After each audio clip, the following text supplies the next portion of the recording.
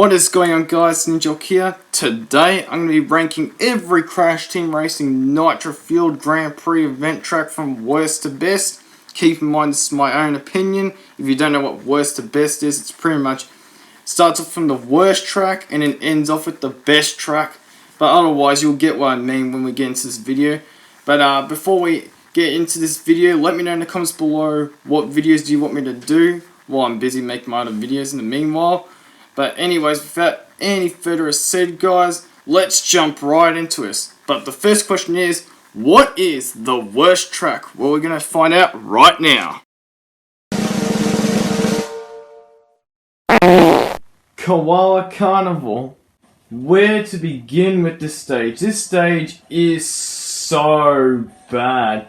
The layout is boring, and at any time whenever I play this map, it just bores me to death. And this part is the only good part, and the rainbow tunnel up ahead, but that's it. Literally, that's the only thing this map offers, and man, there is just nothing to be excited about.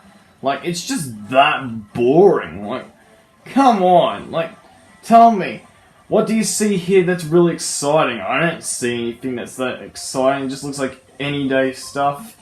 And also, speaking about stuff, like, there's even hilarious glitches like that happen. Like, come on. Were they even testing this map when they were releasing this map to the public, or was this in bloody beta? Because what the hell is this?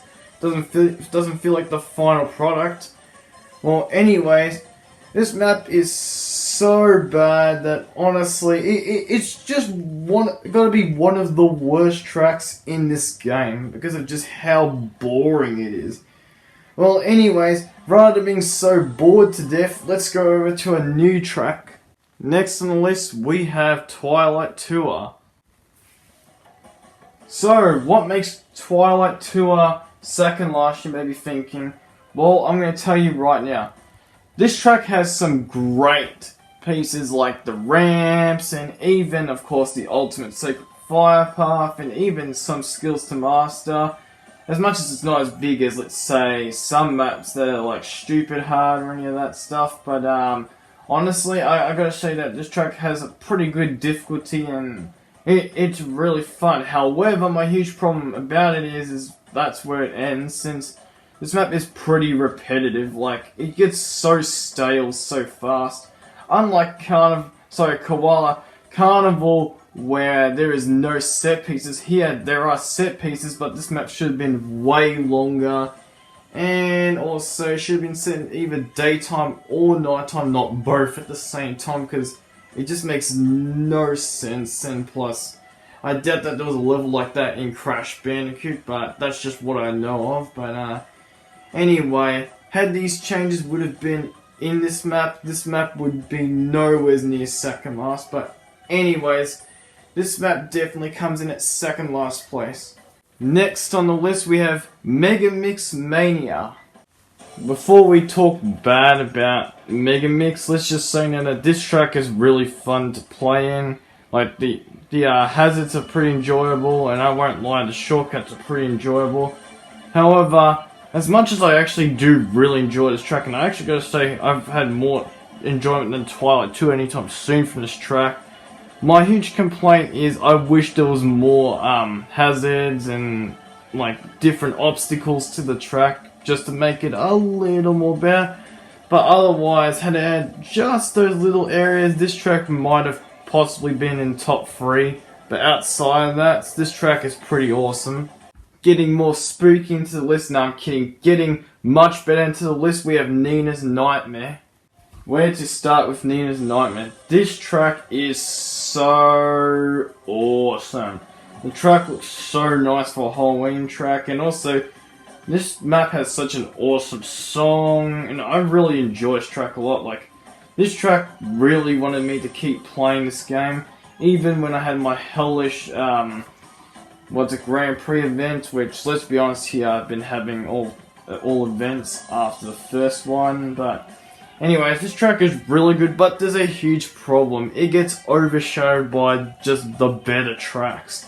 That's the only real reason why this track is not higher. But otherwise, this track is so awesome. But It's a real shame it got overshadowed by much better tracks. So, it's sad to have to put this one lower, but hey, this is still worth checking out. Moving towards winter on the list, we have Gingerbread Joyride, and this track is so awesome. Let me tell you now, I absolutely love this track. It is so well crafted. The shortcuts and everything is just done so well, and even hazards on this track, and just, I gotta say, whoever created this map, congrats. It is so awesome. I really enjoyed this track. But, however, if you may be wondering why isn't it number 3, I'll definitely tell you why it's not number 3. And it's simply because there's only one negative about this track. The shortcut can be a pain in the ass to execute properly, and sometimes it doesn't work. But otherwise, if you take that out of the way, this track could have been number 3 easily. Whenever I think of Spyro Circuit, aka this track's name, coming into 3rd place, let's just say now that this track is definitely one of the tracks I think of when I think of a dream track. But wow, holy crap, a Spyro themed track? That sounds impossible, right? Nope, it's not fan made this time. Nope, Beanox themselves actually created it, and I'm not hacking, this is it. And wow, this track is so awesome. Yes, I know people are going to complain it's short, but I don't care, I absolutely enjoy this. So if you disagree with me, let me know why in the comments below. But outside of that, back to the main topic, and yeah, this track is so awesome. The hazards are well done, the shortcuts are amazing, they're not too easy or too hard. And this time, they're properly done without needing some stupid BS easy mode crap, if you get what I mean. Like, all the enemies just still challenge you, even while on any difficulty. Now that is the key to success. And with that, this stage is so awesome. It almost made number 2, but however, I found something slightly better than that. Sorry, I mean a lot better than that. But anyways, let's move over to the next track on the list. Coming into the number 2 spot, we have Prehistoric Playground. This track is brilliant. This track is a lot of fun. Sorry, it is an infinite amount of fun, and man, this track is so creative. Awesome shortcuts, and just such a creative way to go out on a bang for the 2nd season, showing how capable they truly are making good maps, well, until the microtransactions happen, but that's not going to be the reason why it's number 2. But anyways, so what makes this track so awesome? The song, of course, obviously sells the atmosphere, the difficulty is amazing, and wow, I love the huge design layout, and honestly, this feels like a map perfectly designed for Ultimate Sacred Fire. And let me tell you now, it is crafted so well. I cannot believe that.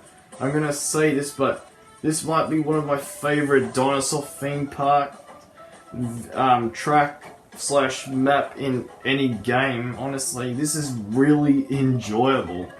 Like, this is definitely something I'll remember in my history books in gaming, and honestly, this is what I mean by a jungle map in a video game. Good job, Beanox.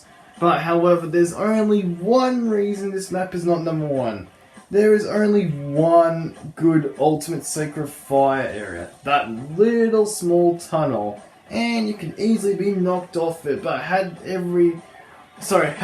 most areas been Ultimate Sacred Fire with the exact same speed, this track would have easily been tied for number 1.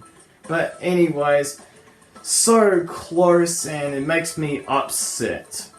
Coming into the number 1 spot, anytime soon it's drive-through danger. This track is so brilliant, / should I say, this map is a masterpiece.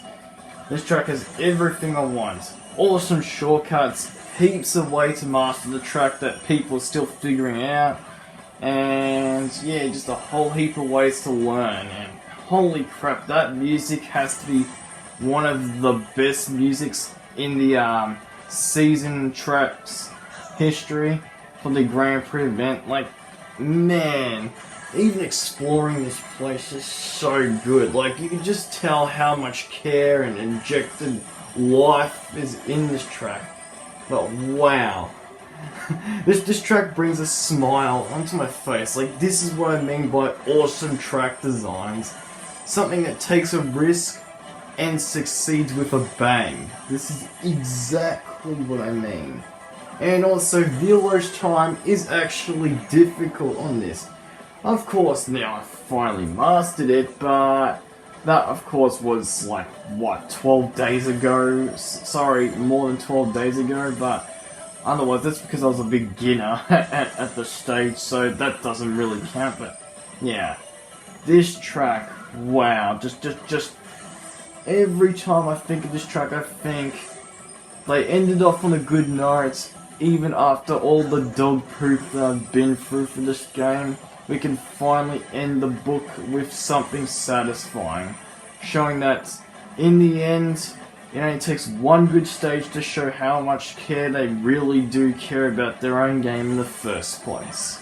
And before I end off this video, I gotta say that definitely try this track out. This is so awesome, and let me just say that now, if you can master this track, I can guarantee you now, you're gonna learn a lot of stuff behind that lock. And let me tell you now, a lot of good talent is definitely required for this track. So if anything, don't try this track as your first track, but definitely try it as like your last event track, because wow, this track is so worth it in the end.